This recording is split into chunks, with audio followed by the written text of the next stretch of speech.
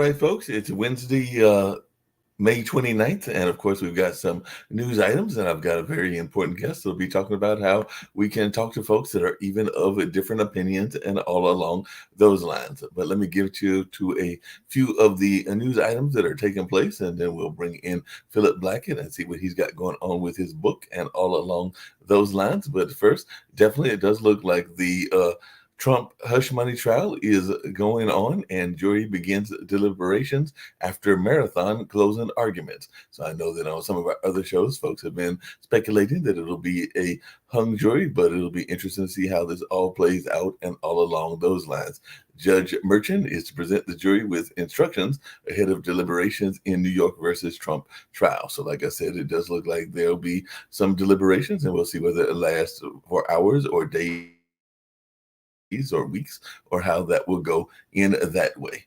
And pressure is building on Biden after an Israeli strike kills dozens of civilians in Rafah. So Israel has sent tanks into the Rafah on raids amid a Gaza-wide offensive. So that is something that folks are talking about. And apparently the leader, I believe, of Turkey, Erdogan, is saying that Netanyahu is a psychopath and a vampire that feeds on blood. So that's kind of where he was going in that conversation and all along those lines. So definitely there's a lot of conversations about things on the political landscape, whether that's here in the United States or globally and all along those lines. North Korea has sent a balloon filled with trash and waste into the South Korea area. So that apparently is something that's going on. So they dropped a trash balloon on South Korea, and definitely that's something that I'm sure there'll be some conversation about as well. And pressure is building on Biden after Israeli strike had killed those civilians. So definitely we'll see how this plays out in the political landscape. I was seeing that a race that a lot of people are paying attention to, that being the one right here in my home state of North Carolina and everything, is now being seen as a toss-up. It was actually at one time leaning Democrat, but now it's being seen as a toss-up and all along those lines. So definitely there's a lot of things going on in that space. And the Singapore Airlines flight that hit deadly turbulence fell 178 feet in 4.6 seconds. So G-force changes toss passengers around like ragdolls on a nightmare flight. So that is something that folks are still, I guess, investigating and looking at as well. And of course, we do know that those temperatures are definitely hot, and not just here, but in India as well, because apparently the temperatures crossed at 50 Celsius in northern India. And I also know that India is going through their political season as well. So definitely that is something that folks are paying attention to, because apparently the Delhi temperature hit 50.5 Celsius, as that is the India capital record hottest day. So I think that if you translate it, it comes out to like 126 degrees Fahrenheit. So that would definitely be very hot. And South Africa is voting in an election that could bring the biggest shift since 1994. So South Africans are going to the polls in an election seen as the biggest test yet to ANC's 30 years in power. So we'll see if there's going to be a shift and if the ANC could possibly be losing its majority. And it looks like more European states are considering recognizing Palestine and all along those lines. So there's the whole question of Palestine as a state and Palestinian statehood. Like I think some people have reported in past shows and everything, Spain, Ireland, and Norway have recognized Palestinian statehood. So that's something else that folks are paying attention to in the world and all along those lines. And apparently the White House is opposing sanctions by Congress against the International Criminal Court. So I know that sometimes when Nick's here, one of our founders, he talks about the lack of teeth that that particular court has and all along those lines. But it'll be interesting to see whether there is any actions, as they have been definitely coming after Israel and some other countries as well. And the Taiwan government is to reject a contested parliament reform. So that's something else that we're seeing, as Taiwan has passed a controversial reform bill after violence and protests. So that's something else that's going on in the news. And apparently drone footage in another part of the world is showing the scales of destruction in the Papua New Guinea landslide. So definitely there was some serious destruction that was going on in that part of the world as well. And like I said, bring a couple of items into the United States and what's going on here. And then I'll bring in our special guest and see what he's got to say just about how we can apparently deal with some of these conflicts and some of the disagreements and all along those lines. By the way, if you're a fan of the giant pandas, they are returning to DC's National Zoo. So if you're going to the National Zoo, you can meet Bao Lai and King Bao. So apparently those are the two pandas that are coming back to the Smithsonian National Zoo. So that's some good news for those that like pandas and all along those lines. And a Michigan detective has been charged with murder after colliding with a fleeing suspect. So that is something else that is going on. So I guess he was chasing the person down, and unfortunately there was a fatality as he struck a man with the police car and all along those lines. And one was killed and 7 injured after an explosion at the Chase Bank in Youngstown, Ohio. So definitely that's something else that we're seeing. And like I said, we're going to bring in our special guest. By the way, Trump said he won't ban birth control, but definitely there might be some other things that he would do in terms of healthcare and reproductive rights if he was elected and all along those lines. So, and apparently hundreds of thousands of Texans are still without power after there were some storms in that area. And, you know, speaking of political divisions, and that's part of what we're going to talk to with Mr. Blackett and everything, apparently, I know Robert De Niro was definitely calling out Trump, and it looks like Trump has now been mocking De Niro in a conversation he was having after the comments that De Niro made about him. So apparently there's definitely some things going on in that space, and some of these campaigns can be nasty, and sometimes the candidates themselves or their surrogates can say all kinds of interesting things and all along those lines. So I'm gonna bring in Philip Blackett. Like I said, I'm from North Carolina, and I remember back in several years back that there was that whole conversation around the bathroom bill. And yes, I do have friends of mine that literally split up their families over that bill and all along those lines. So, and I know we've seen that even with some people that are either Trump fans or Biden fans or different kinds of fans and all along those lines. And apparently you've written this book that talks about how you can agree to disagree civilly and all along those lines. I know that in my family, a lot of us, and I actually spent this past weekend with my mom, who was celebrating her 82nd birthday, and a lot of our political views on the family line are similar, but we have had family members that disagreed. But we're one of those families that may be rare to others. We don't mind talking politics, sports, and a little bit of religion, maybe not as much as those other two conversations. But I know those are topics that are not supposed to be at the dinner table for many people. But I come from a family of activists and other folks in that lane.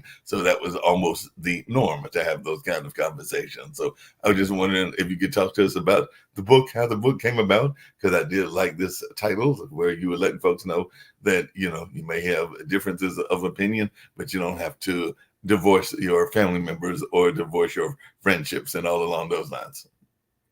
Well, first of all, thank you so much, Mark, for having me here. Really enjoy being on the show.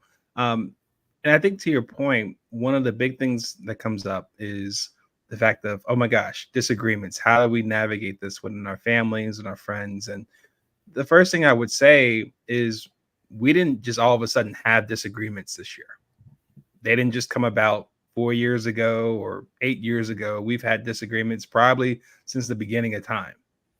So that's not really the issue. The issue is once upon a time, we had a way of navigating these tough, candid conversations, and then we didn't kill people at the end. We didn't unfriend people. We didn't unfollow people. We didn't cancel or silence people at the end of it if we had a disagreement or a difference of opinions. For more than one reason, more than one culprit, I would argue social media has played a big role in this. That is now our reality, where essentially it's not just politics, religion, or money you don't talk about at the dinner table. Now it's more so, Mark, if you have a disagreement or a difference of opinion on any issue, depending on the person you talk to, that might be enough to no longer have a friend, to all of a sudden have your first date canceled on you, for you to be passed over for a work promotion, for more than a number of different things. And I think what really is the case is we've simply just lost the rules of engagement where we can navigate these type of conversations. Because if you think about it, Mark, agree to disagree is a quick and easy way to avoid conversation. Mhm. Is a quick and easy way for us not to share information, not to get to know each other better, and maybe beyond the surface of why we believe what we believe, why we think the way we think, why we vote the way we vote. And so, what this book came about was, how can we dig deeper? How can we create a safer environment for us and our family, our friends, our significant others, our colleagues to have those deeper conversations where we don't have to fear the worst of what cancel culture will lead us to believe. And it actually came about real quickly from my Mhm. own family. It was 4th of July last year. My sister brought her family, her husband, my niece, my nephew up here to Boston to visit me, my family. My mom came up here as well. So it was going to be a good family outing for 4th of July, right? So the adults are in the living room. My sister and I are having a conversation. I don't remember what the topic was, honestly, but all I know was we were on opposite ends of the spectrum on this topic. And so as we were digging deeper in that topic or debate, my mom jumps in, almost like a referee, but without the zebra outfit, right? Right. Without the whistle. Basically says, nope, we're not going to have this conversation. We're not going to have this debate. I know we got fireworks coming up later on tonight. I don't want to see any fireworks happening right now in this house. And so, Mark, when I think about it, the intent of what she had behind her action, I get it. You wanted to quote unquote preserve the peace in your family. You didn't want any sort of the divide that would make this holiday a sour moment for you to reflect on. However, the impact of it was frankly a lost opportunity. Mhm. It was a lost opportunity for a brother and sister who don't see each other often to get to know each other better.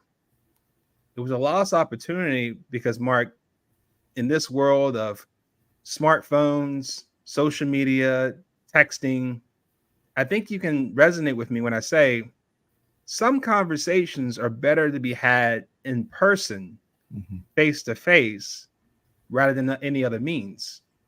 And so, what came in my head, Mark, when I reflected on this afterwards was, man, if this happened to me, my family, and this lost opportunity, how many other people around the world are probably having a similar moment, 4th of July or otherwise, that they can't truly share what's important to them because of fear of disagreement and how to best navigate that without things getting ugly.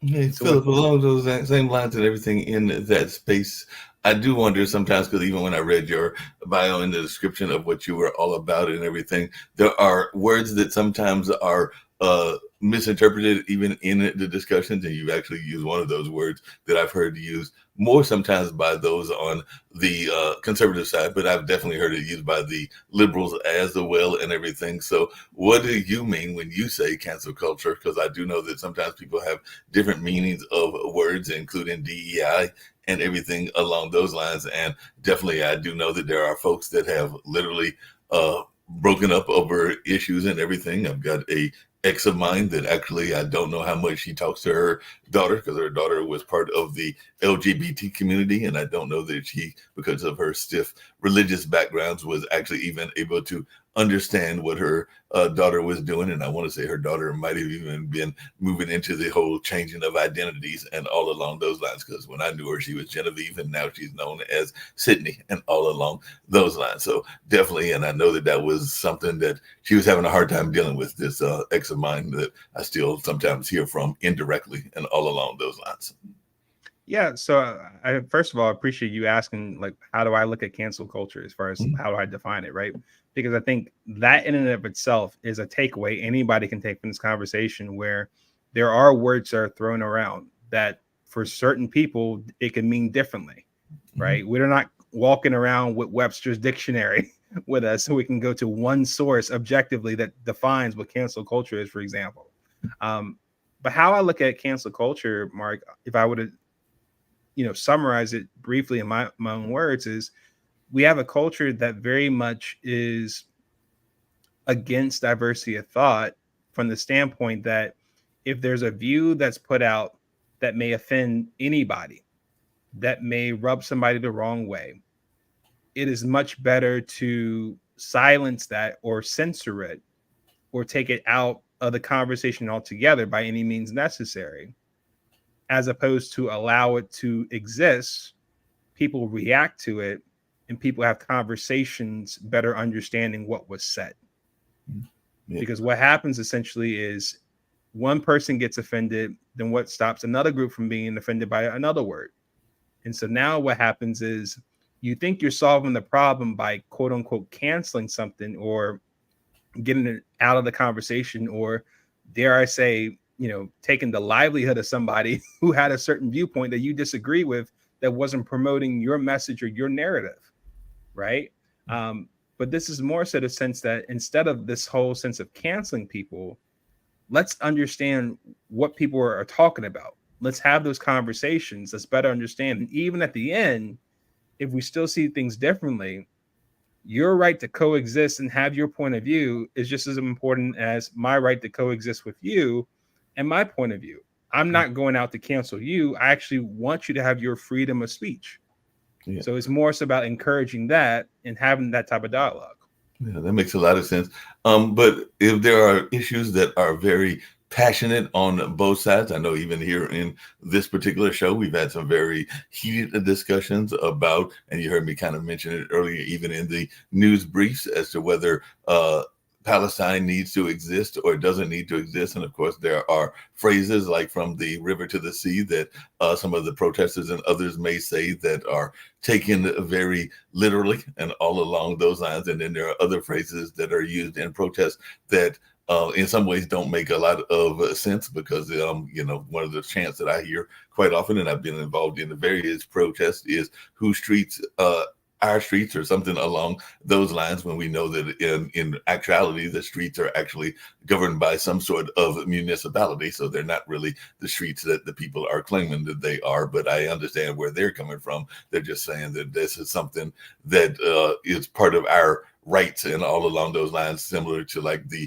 misunderstanding that people had around what defund the police meant or what they were intended to say, just like what folks sometimes were misinterpreting what Black Lives Matter meant as well. So what do you say when there are some things that people are very adamant about? Because like I said, you've got people even here in North Carolina that are very adamant about the rights of the LGBT or how much rights that they can have and everything. Like I said, that was the discussion that my friends were having and all along those lines. And by the way, the young lady's name was Sinclair, not Sydney. So I want to make sure that folks that are listening, because they'll probably know that name and everything, did realize that I did know her actual name and everything in that space. But I was just wondering, there are some issues that maybe are more passionate for folks, and how do you deal with that?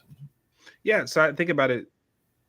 When I look at the issue at hand, right, you can have a level of passion or intensity, whether it's non-existent, like completely like nothing personal about it, I'm completely objective, to one is like, this is like who I am. And to go against this issue, you are attacking me and I'm taking this personal and I'm going to be on the defensive and I'm coming after you if you're against what I stand for. What I look at is the sense of saying, look, I can't control, nor do I want to, one's level of passion, intensity, or indifference for that matter on an issue. What's more important, though, is how do we equip ourselves with the right communication skills to compassionately and respectfully hear somebody out and try to take the conversation more to the issue at hand, disarming somebody from taking it personal and not seen as a personal attack towards somebody, but more so to keep the issue as the issue at hand and just focus on the merits of that issue, not resorting to ad hominem name calling, not resorting to emotional responses that leave people awkward on how to proceed with things, but you just focus on the merits of the issue and just understanding people's story behind it. That makes sense. And that same respect and everything, what do you say? Because you just mentioned earlier that you were from Boston, and Boston has come in the news a couple of times lately and everything. But one of the things that I have thought about when I think about Boston is its education systems and everything. And of course, there has been some pushback because some people are saying that the educational systems are kind of like sticking their nose, or some of the administrators and educators are in issues that maybe they don't have an understanding of, and all along those lines. I mean, that's part of the complaint that people have had against those that are protesting in support of Palestine and all along that kind of line. So I just wondering, I'm thinking that you're probably college educated yourself and everything, what your thoughts are when people are not wanting the young people to kind of like say what's on their mind and everything. Because in my mind, and I went to college ages ago, it was back in the early 80s, I thought that was part of the intent of college, was to kind of like get a understanding of your own philosophies, your own thought patterns, and maybe even to learn how to do critical thinking and all along those lines. And like you said, you may not even agree with your fellow students, and you may even have some severe disagreements, but that was part of what I always thought college was intended to do. But maybe you have a different philosophy. Yeah, so I think we have similar sentiment about college, Mark. I think that, when I went to school and when I went to college in North Carolina, right, Chapel Hill specifically, the intent of it was to grow as a young adult. Right. You were taking classes, you were trying to be exposed to a wide spectrum of thoughts, philosophies, and viewpoints for you to make up your own mind on what you believe in as you become an adult going into the real world. And that can entail not only the classes you take in the classroom, but the activities you take on extracurricular wise outside of the classroom. That can even include exercising your right to free speech in terms of demonstrations or protests and that sort of thing. What I would also say too, Mark, is I'm also understanding that I'm not in my backyard, right? I'm not exercising this in my own house. I am a student, a paying student on somebody else's campus. And I have to respect and abide by the rules of that university on how to go about it. Because I'm pretty sure when it comes to protests and demonstrations, the college I went to, this is not the first time 20 years ago when I was there that they ever had a demonstration or protest. To your point, they probably had protests and demonstrations in the 60s, in the 80s, beforehand, and they had some sort of protocol on how to best go about it. So this is where the respectfully debate, the respectfully protest and demonstrate comes into play, where you can exercise that. I would also imagine the university doesn't want actions to take place that deface property, that don't disrupt classrooms from learning, that doesn't infringe on the safety of those who reside there, students, teachers, and staff. In that, as long as you're abiding by their protocol and their rules and regulations, I think it's something that's can be done and exercised safely. But the moment it starts to be unsafe for people, disrupt, how we go about the primary purpose of the university to teach young people, or even act into criminal actions in terms of, vandalism, threats, assault. Once it get past that level, now this is where we're crossing the line, and order has to be restored. No, that makes a lot of sense in that sense and all along those lines. Now, one of the things that also happens sometimes, and then I'll bring in some of our fellow panelists and they may have questions for you as well and everything, is the notion of stereotypes that are of broader groups and everything. And one of the things you said that you live in, I don't know what kind of work you do in Boston, but one of the things that I had always heard was that in some ways, Boston can be almost as much of a racist area as, and I know that can be a loaded term, as it is in the South, and particularly the Deep South. So I was just wondering, is that something that you even deal with in your conversations and in the book? Is maybe even not just the personal stereotypes, but even the stereotypes around cities and places? Like I said, I went to school in Milwaukee and Marquette, and I know that upstate of Milwaukee, or like the upper parts of Wisconsin, I should say, not the upper parts of Milwaukee, because Milwaukee was a very diverse town with different ethnicities in different parts of the city. And I think it's still that way, even though it's been many decades since I've been back that way and all along those lines. But I do know that upstate is where the Posse Comitatus is and all along those lines. So that's almost like a clan type group and everything. So I just wondering, are there stereotypes about our regions as well?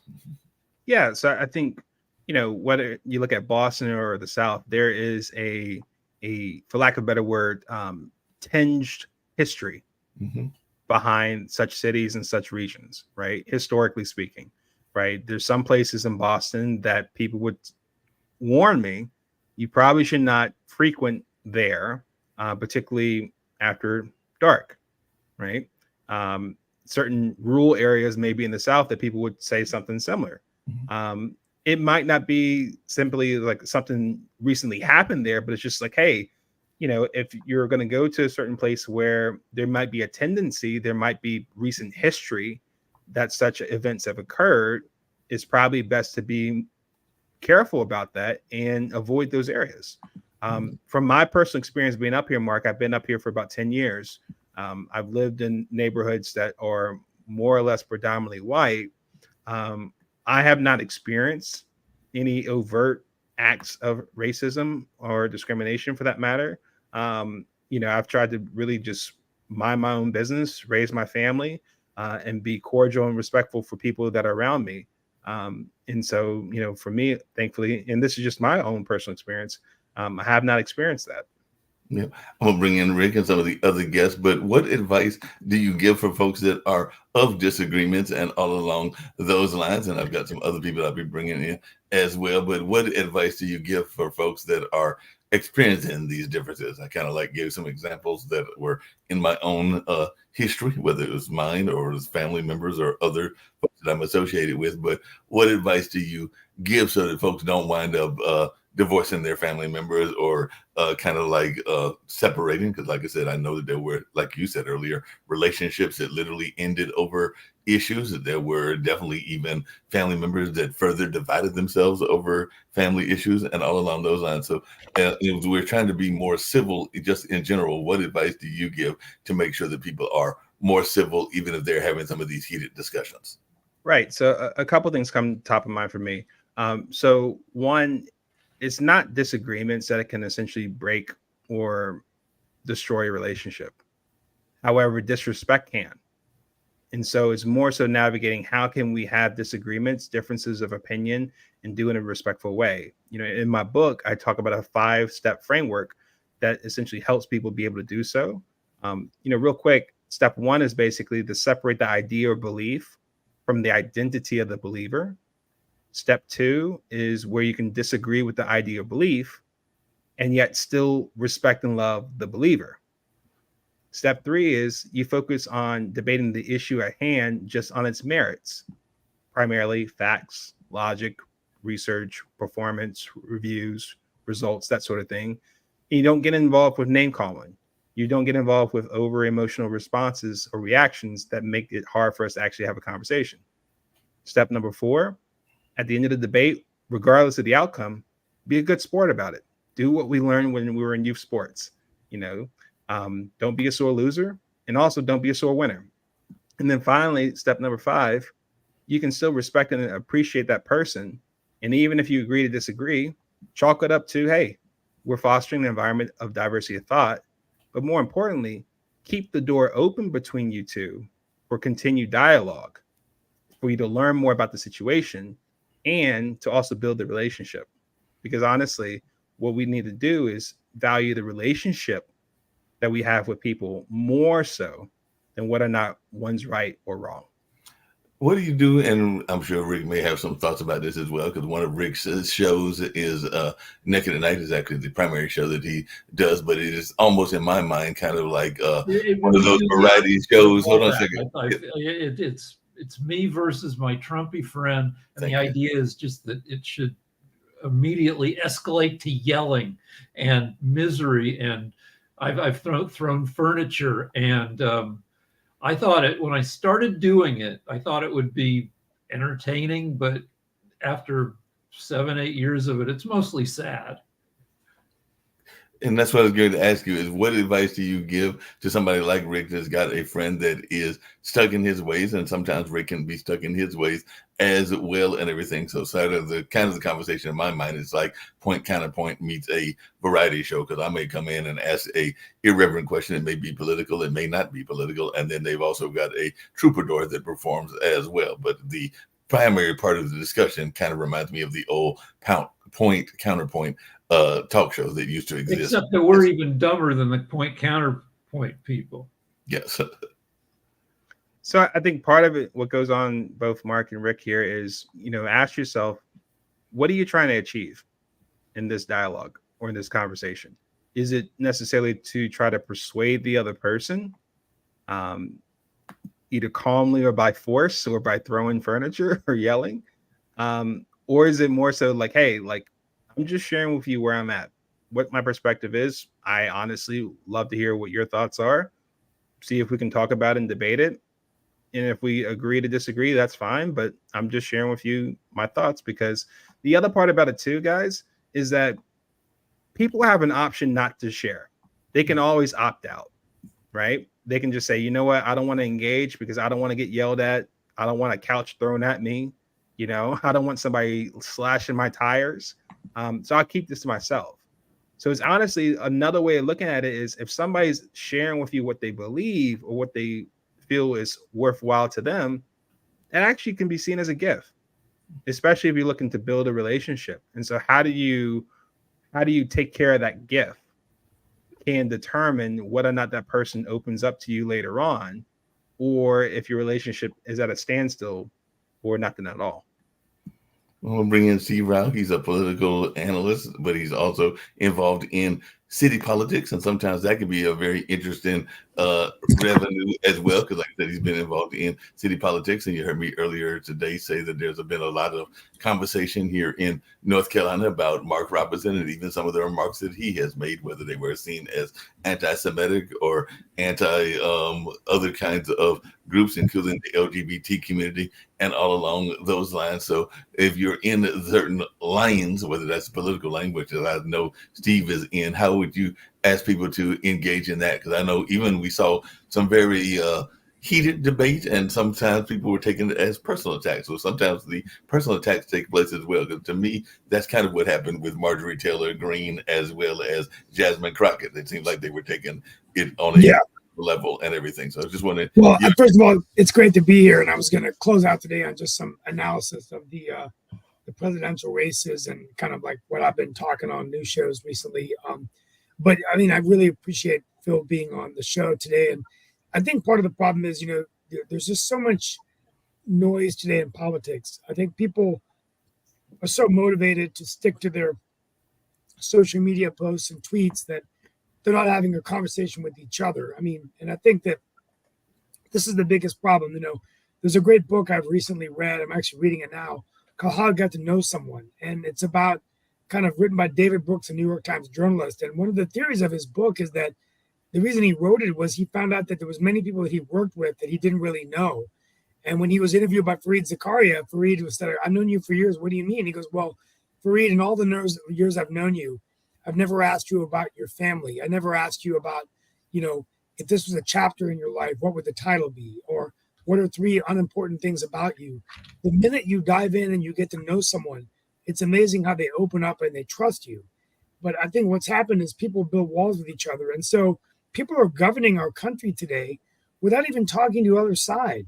They're just coming in there and saying, this is it. I mean, regardless of our beliefs, I've heard Ted Cruz on, recently, and, everything that he's saying hasn't really been validated. There was no proof of election fraud.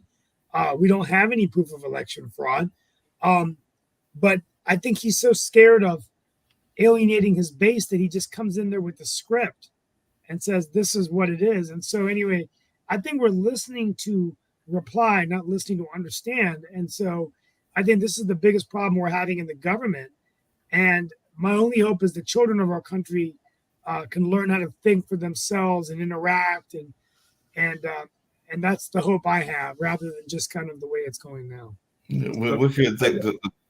So, what's your thoughts on what Steve was just saying and everything? Because kind of comes back to what I had mentioned before Steve was talking. Because I found that whole conversation, because I thought that there were rules of decorum, and I think that's where Jasmine Crockett was going at, and all along those lines. But it did seem like they were both making, and I will say both, because she definitely came back with a pushback that was definitely personal as well. So it does sound like there was some personal attacks going on, whether it was around the eyelashes or calling somebody a badly built blonde and all along those lines. So I was just wondering, what's your take when you hear these kind of conversations from our leaders?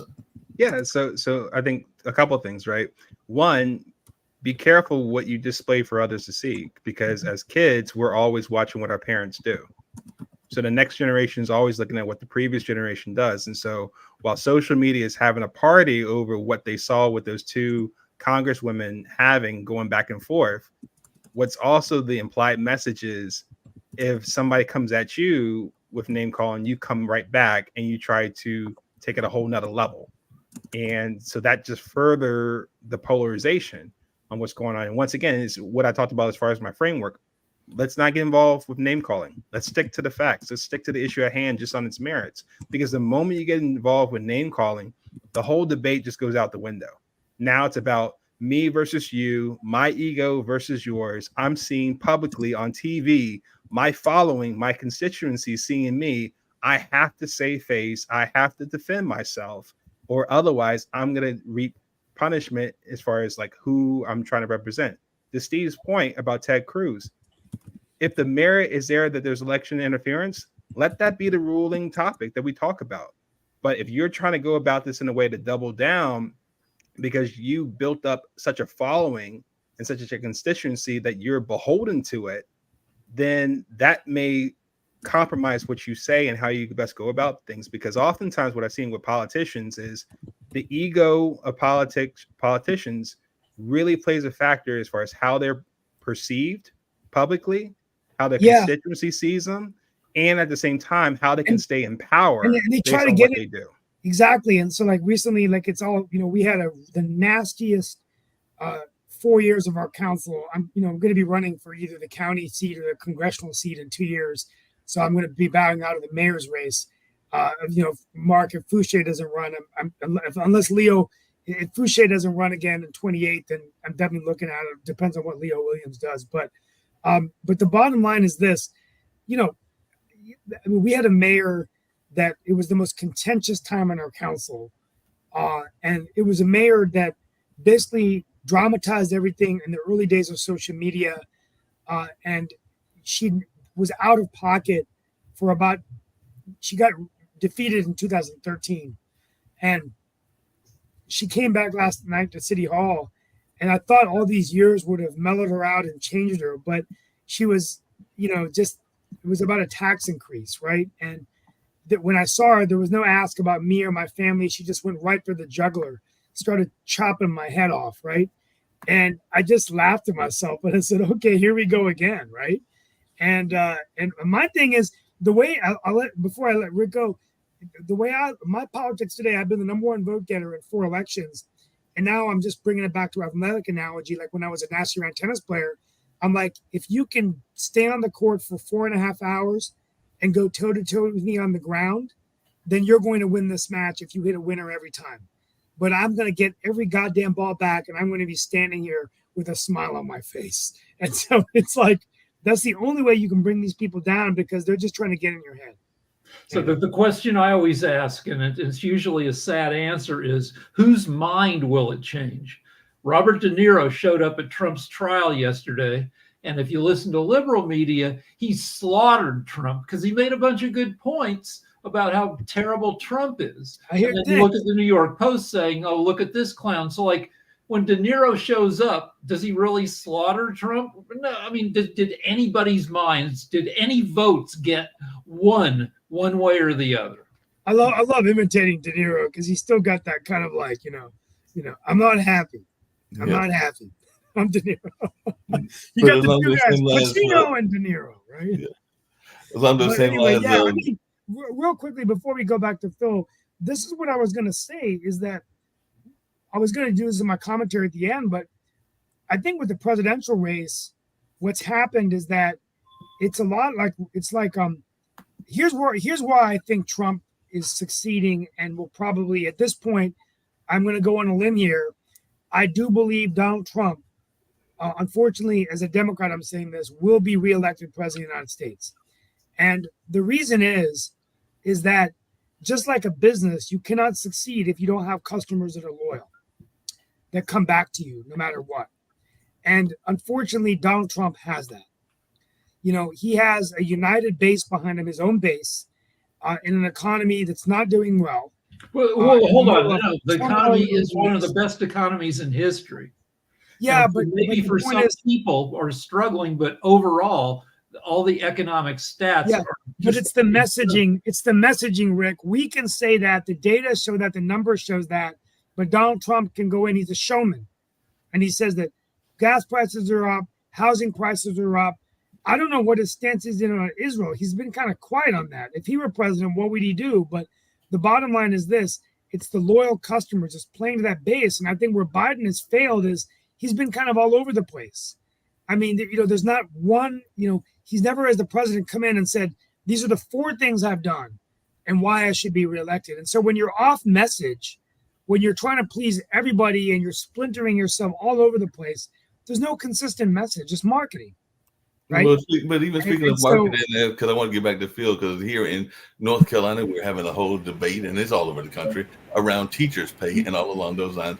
And there is a group that wants to unionize, and they are definitely trying to get out there and mobilize themselves. But I sometimes wonder if even their message is getting out there as effectively as it could get out there. So is in your mind, since you've written this book, is part of the issue messaging as well? Yeah. So, okay, I didn't know if you were going to go to Jacoby here. Yes, Jacoby's had his hand up forever. No, sorry, guys.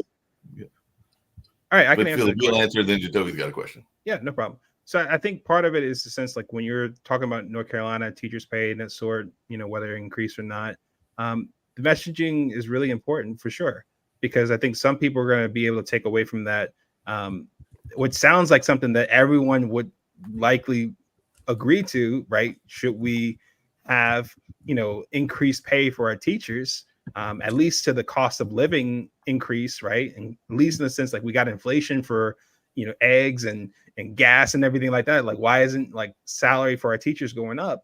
I think it is very important to help understand, okay, 1, why is it important? But then 2 as well, how are we going to do it? Because it could be the sense that we all agree that teachers' pay should go up. But what should it be based on? How do we actually get it? Where do we get the money from? You know, and so does everyone across the board get a raise? Do we go off of performance?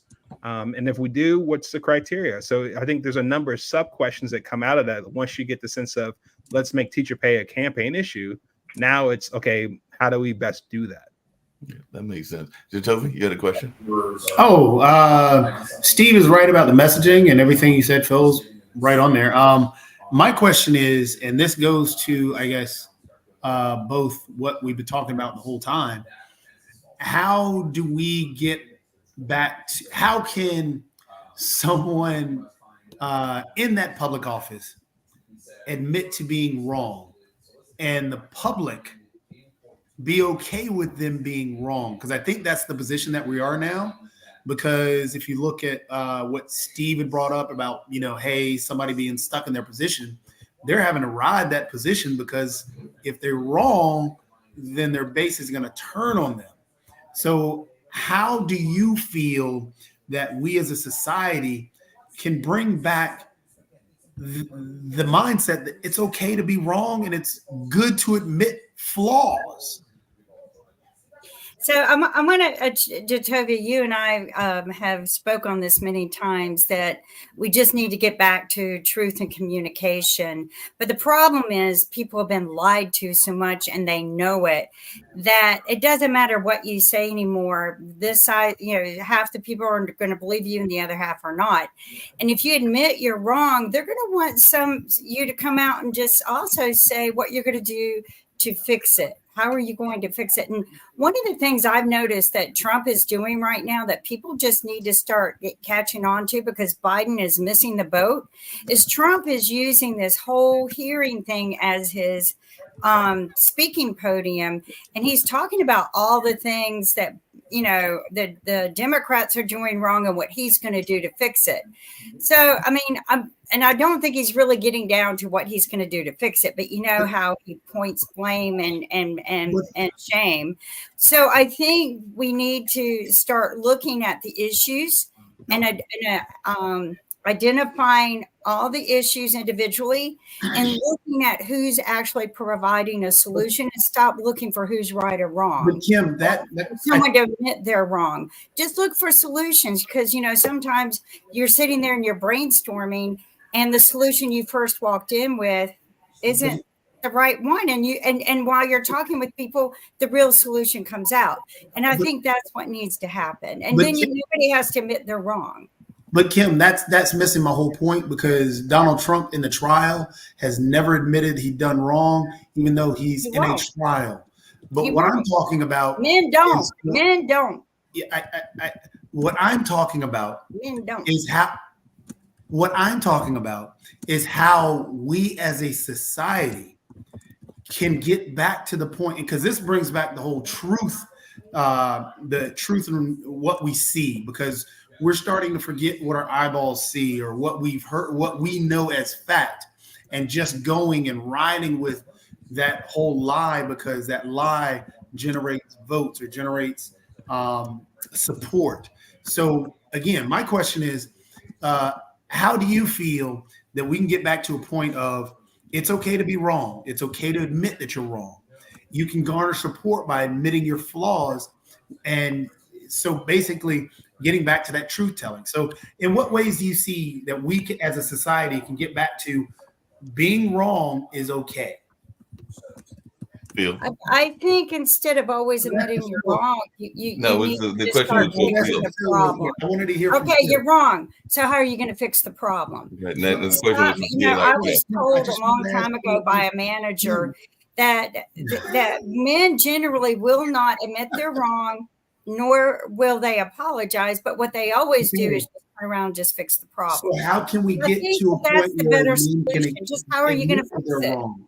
No, but Apologize Kim, doesn't fix the Kim and problem. Jacoby, hold on a second. We were trying to get an let's answer from go. Phil. The question was from Phil, our guest. All right. So, Phil? So what I would do to help answer that question is ask you all a question. Just raise your hand. How many people here have been wrong before? So going off the people that raise their hands that have been wrong before, one of the things that comes off is being realistic with people and say, hey, look, one thing that we can all agree on is we're human. We have flaws, men and women. We all have flaws. I can be very clear and very confident saying that we've all been wrong before. And so if I'm representing you, there's a relationship between me and the people I represent.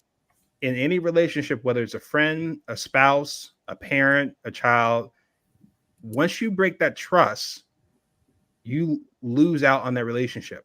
It suffers a huge setback. And part of one of the most simple things that can compromise a relationship is if you made a mistake and you not admitting to it, when it's clear you made a mistake, then that person realizes that I can't fully rely on you. Because here's the bottom line here.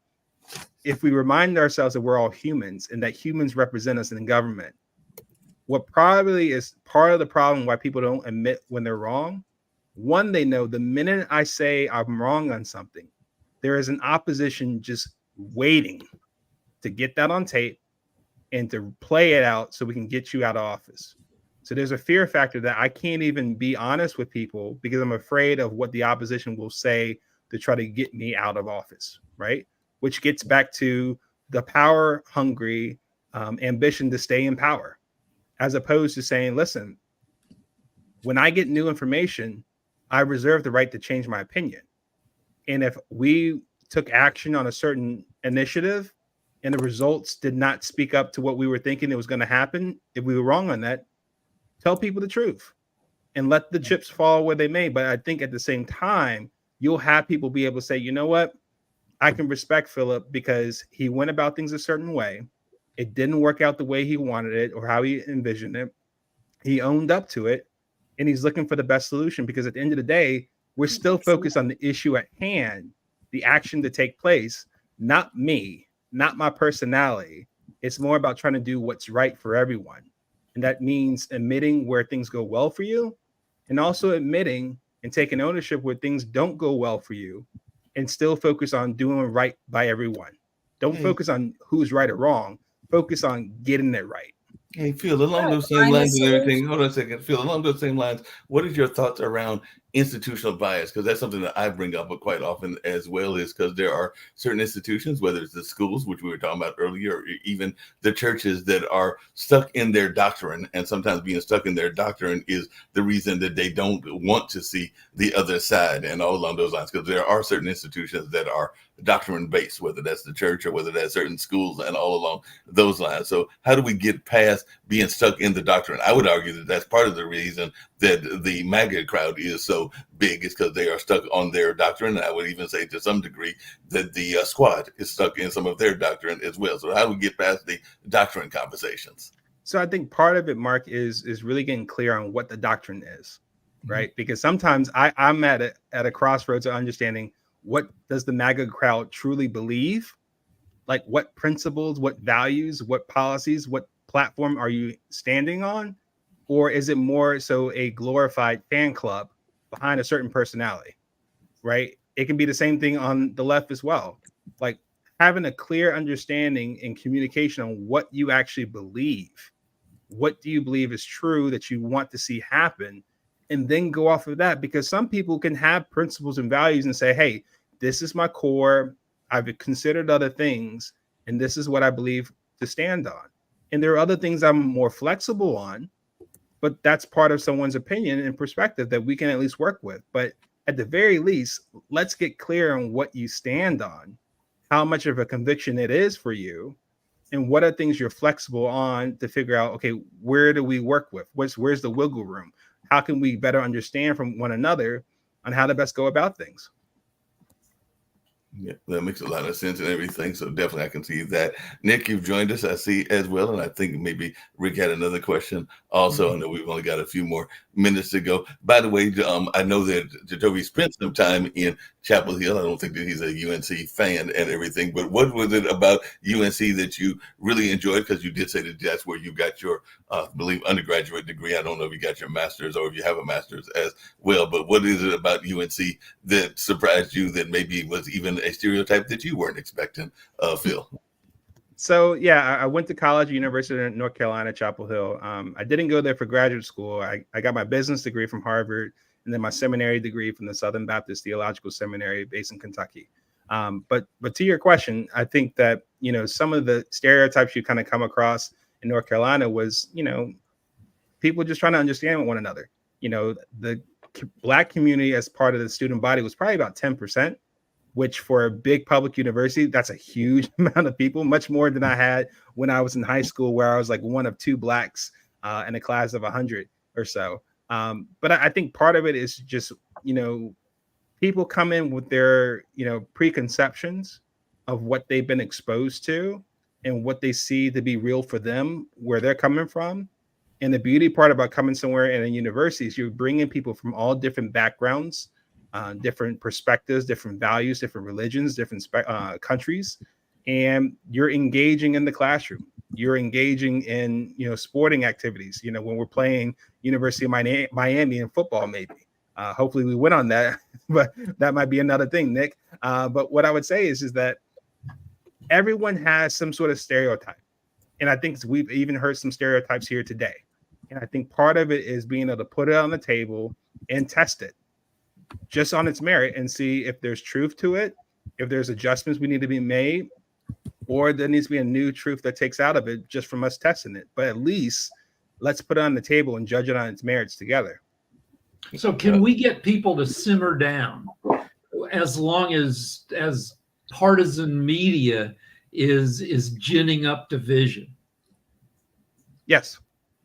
What it involves, though, is the attitude shift. Because you have to think about it in the sense that a lot of news media, part of their angle now, since there's hundreds and hundreds of sources where people get their news now versus like 4 channels when we were growing up, as far as CBS, NBC, ABC, and maybe Fox if you had enough money. was that, now you have to compete to get eyeballs. You have to compete to get advertising. So now what starts to happen is you start to take little slants, a little pushing the envelope. Maybe I'll dress this headline a certain way to make it a little more, sensational. Maybe I'll make it a little more scandalous, the story. Maybe I'll focus something to get people to click and to read it. But what you're also doing implicitly is you're conditioning people that that's what they're looking for. And so now we can do a plug for Pod TV. For those people who are listening on social media, if you go to your television set, at the top of your engine, you'll have a search engine. It's on all your Rokus. You type in Pod TV. Pod TV has 4 channels on the Roku search engine. But please don't go to the Roku channel. We have our own channel on Roku, just like Netflix and Amazon and everybody else. Yeah, definitely. I just have to do the plug, Mark, because no, you don't have to give the plug. I appreciate that plug and everything. Just really quickly, I did want Phil to say how he can be reached. I've definitely enjoyed this conversation. I know that Steve will close us out with some comments as well. But Phil, if you could just say how you can be reached. Actually, Phil, quick question. When did you go to Carolina? 2003 to 2007. I think my sister was there at the same time. There's a good chance. And where do you live now? Phil, what city are you in now? In Boston. Yeah, Boston. Okay, right. Yep. Yeah. So real quick, thank you so much, Mark, for having me on here on the show. People can reach me by looking me up on social media. Just look up the name Philip Blackett, Facebook, Twitter, LinkedIn, Instagram, YouTube, TikTok for that matter. My website is philipblackett.com.